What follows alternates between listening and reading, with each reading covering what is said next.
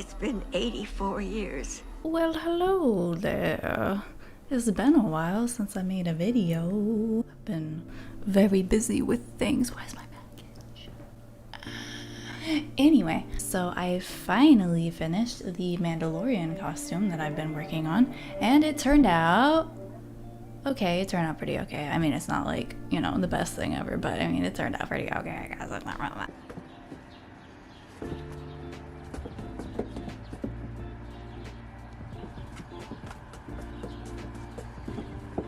Pew pew. I filmed everything and I wanted to share the progress with you, you know, the fun time. I put a little poll up on my YouTube and everyone voted that you like the videos to be separated. So like the helmet will be its own and the pauldrons and then the breastplate and all that stuff is going to be by itself, like I did with the Daedric armor, because everyone seemed to like that. So this video will be on how I made the helmet. Well, I used the wonderful Punished Props pattern for this helmet, and it was a little bit too big for my head, so I did cut it down a little bit. I got a tiny head, I guess. I don't know, I feel like I have a giant head, but apparently like not. This is the inside. It's really ugly, I know. Anyway, so I just modified one thing on his pattern, which was amazing, by the way. 10 out of 10. If there is a pattern for something, I will always recommend getting the pattern because somebody already did all the work. I don't have to do the work if somebody else already did all the work. The tiny thing that I did was I made this part of the cheekbone more angled instead of rounded. He had it rounded, and if you look at the reference photos and everything, it is actually angled like this. So with the pattern, and I don't remember which piece this is, I will try to edit it in, whatever piece this is. I cut right here, and then on the foam part I beveled one side of it and I basically made it so that it angles in like that, so that it's not a curve, it's an angle. That is the only thing that I did. Everything else was really easy to put together. So yeah, let's just go ahead and hop into the tutorial video thing of how I made this. So first I printed out the Mando helmet pattern, and then I cut it out, adjusted the cheek part that I was talking about, and then I slapped it onto some 10mm foam, and then I cut out the pieces with my table saw thing that I can't remember the name of. Oh no, it's like sewing but dangerous. Cat break, cat break, crafty cat break. Next I heated up the foam before I glued the pieces together, and I used this little plastic ball to shape them all into a curve. Also, if you've been following me for a very long time, you know that I use hot glue on everything. Like, I put that shit on everything. I eat hot glue. I don't eat glue. Don't eat glue. That's bad. You'll be so proud of me. I've finally started using barge. After all these years of bullying barge because it smells and I hated how long it takes to put together, I have fallen in love with barge and its smell. That could be the brain damage of inhaling barge, but I mean, anyway, it works really well. I've been cosplaying for so long, and I literally, this project was honestly the first time I fully used barge and all of its amazingness. It is wonderful, 10 out of 10. Make sure to have windows open and fans going, or else it is like really stinky and it'll give you a headache. To speed up the drying process of barge, I do heat it up a bit with my heat gun. Anyway, I am just gluing all of the pieces together, matching the notches and the letters because he had them letter organized, so letters go to letters, and it was really smart. So once I got both sections together, I glued the two halves together, tried it on, noticed it was far too big for my tiny head, and then I ripped it apart down the middle again, cut like ½ an inch off of each side, and then glued it back together, which is what I am doing here.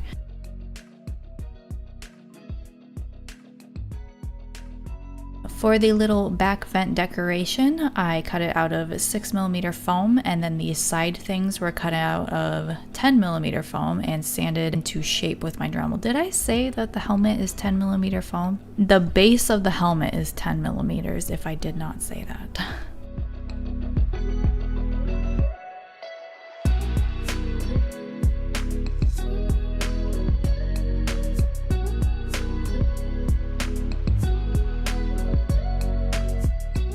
The strip across the forehead was 6mm foam sanded into a half circle. But honestly, those foam dowels that you can buy would work so much better than trying to DIY it because it was kind of a pain.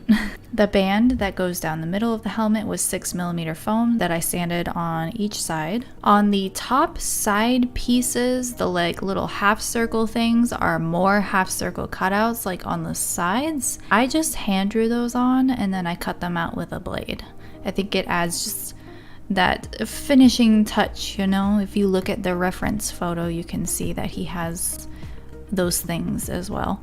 For the vent pieces, I just cut out several U-shapes from Orbla and then I glued them to the vent opening using hot glue. I still get to use hot glue sometimes. My true love, hot glue. I glued the side pieces on separate from those top half circle thingies. I should probably learn the different parts of the helmet because I actually have no idea what any of this stuff is. Like, what does it do? What do these things do?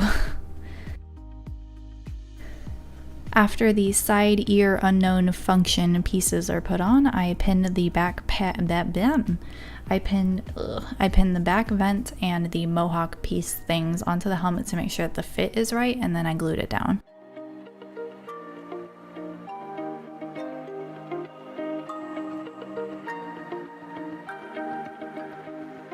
Once all the decorations are on, I fill all the gaps with some delicious quick seal. I don't actually eat it. I just really like quick seal. And I used water to further smooth it down. I feel like I'd be really good at putting like icing on a cake after quick sealing like seams for so long. But I have not tried to ice a cake since I started doing cosplay. Quick seal really is just forbidden icing. Forbidden icing! I was gonna do painting as a separate video like I did with the Daydreammer build, but I would rather just put it all with the build videos. So for paint, I primed it first with black Plasti Dip. For the paint, I used Spazstick's Mirachrome airbrush paint.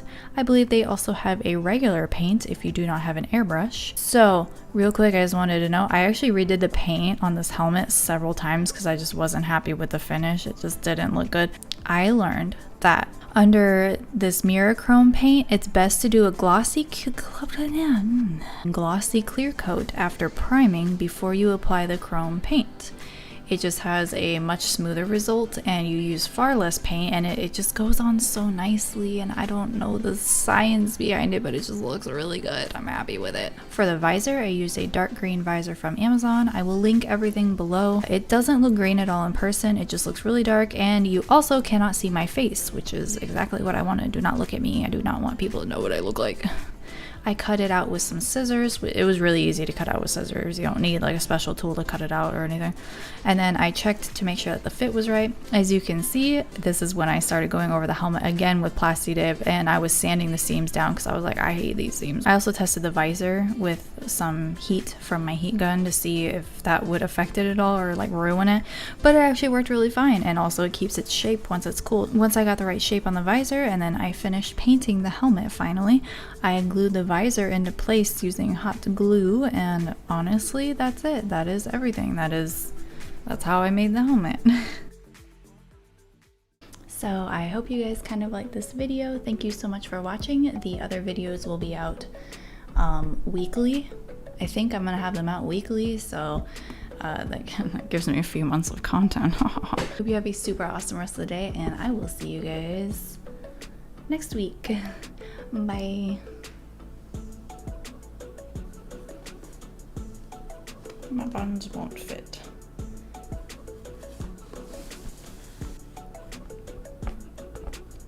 There's a piece of lettuce or something stuck to this. I don't remember eating lettuce while making this, but it's very possible, I guess.